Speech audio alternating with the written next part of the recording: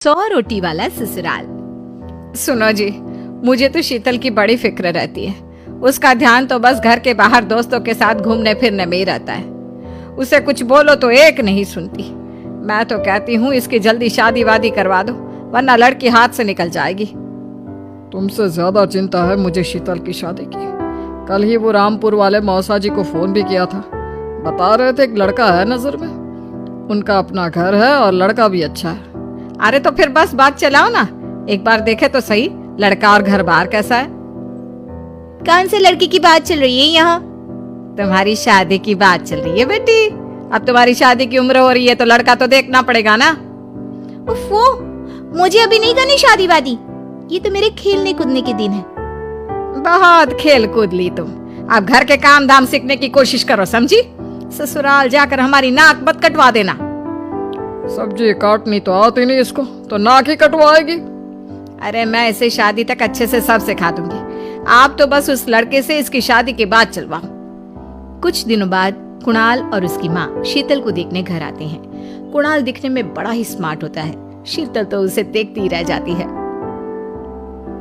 देखो जी, हमारी कोई डिमांड तो है नहीं, बस हम चाहते हैं कि लड़की घरेलू हो, घर के सारे कामकाज संभाल ले। अब आपके परिवार में तो बस 3 ही लोग हैं, पर हमारा तो खूब भरा पूरा परिवार है। बाकी हमें लड़की के घूमने फिरने दोस्तों से मिलने से कोई दिक्कत नहीं है। घर का काम करने के बाद जो चाहे सो करे। अरे वाह, ये तो इतने बढ़िया लोग हैं। लड़का भी इतना स्मार्ट है और ऊपर से इन्हें मेरे घूमने फिरने से भी कोई दिक्कत नहीं है। हे भगवान, तूने तो बिना मांगे मुझे सब दे दिया। बताओ जी, और क्या चाहिए हमें? हमारी तरफ से तो रिश्ता पक्का है जी। बस फिर तो हंसी खुशी शीतल और कुणाल की शादी हो जाती है। शीतल मन ही मन बड़ी खुश होती है और उसी खुशी के साथ वो अपने ससुराल में कदम रखती है। आओ बहू, तुम्हारा अपने ससुराल में स्वागत है। ये मिलो अपने परिवार से। ये तुम्हारे ससुर जी, तुम्हारी ननद सुनीता और गीता, सुनीता के पति राजेश और उनके 2 बच्चे राजू और चिंटू।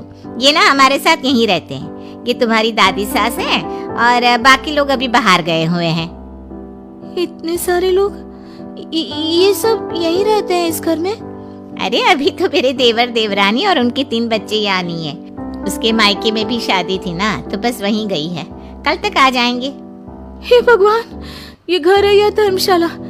ये सब एक साथ इस घर में कैसे रहते हैं? मुझे तो पता ही नहीं था इनका इतना बड़ा परिवार है।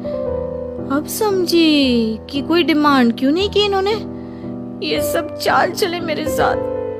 अरे बहू, खड़े खड़े क्या सोच रही हो? चलो अपने कमरे में जाकर आराम करो। जी माँ जी।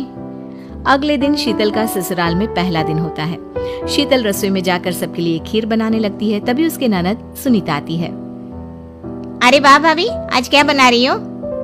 बस दीदी, आज वो पहली रसोई है ना, तो खीर बना रही थी। अरे भाभी, ये खीर भी रहने दो। घर में 4 लोगों को शुगर है और कुछ लोग मीठा ही नहीं खाते। आप ना सीधा खाना ही बना दो। क्या फर्क पड़ता है, मीठा बने या नमकीन? बस बहू के हाथ की पहली रसोई होनी चाहिए ना।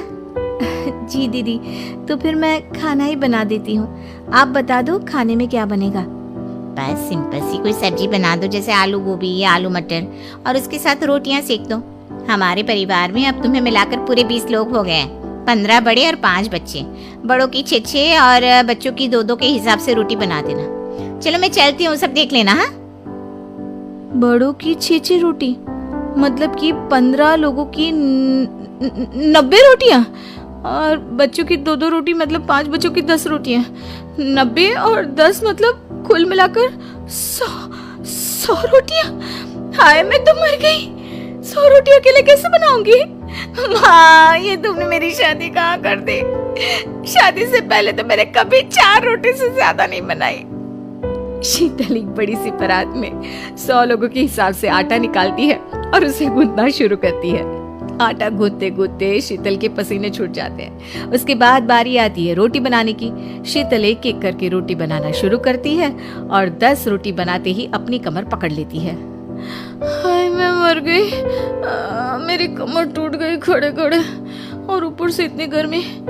मैं 100 रोटियां कैसे बनाऊंगी? अरे भाभी, सब बाहर रोटियों का इंतजार कर रहे हैं। जरा जल्दी जल्दी रोटी सेक दो।